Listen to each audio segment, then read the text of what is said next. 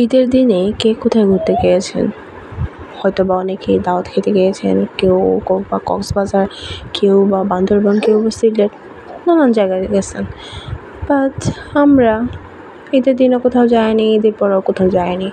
শুধু গিয়েছি হচ্ছে পুকুর পাড়, রাস্তার ওপারে পুকুর, দুই পাশে পুকুর, এক পাশে হচ্ছে পুকুর, এক পাশে মাছ, বাট পানি অনেক কম, আর এক পাশে হচ্ছে কচুরিপানা। আর এইদিকে আমার মেয়ে বলতেছে, মা আমার পিছন পিছন আসো, আমাকে ভিডিও করো। তো আমি ভিডিও করতেছি ওর পিছন পিছন।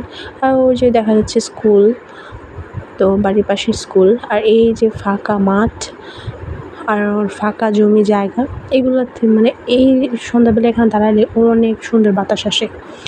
আর এই যে এইটা বড় পুকুর, এখানে মাছ চাষ করা হয়। আর এখানে কি একটা সাইনবোর্ড টানানো আছে। আর ওই যে একটা মসজিদ, রাস্তার পাশে মসজিদ, আর হচ্ছে এই মসজিদের এই বিপরীত পাশেই হচ্ছে ঈদগাহ, যেখানে এই যে এটা হচ্ছে ঈদগাহ, যেখানে কয়েকদিন আগে ঈদের সময় আপনাদের ভিডিও শেয়ার করেছিলাম যে ঈদের নামাজের, যে সবাই ঈদের দিনে নামাজ পড়তে আসছে।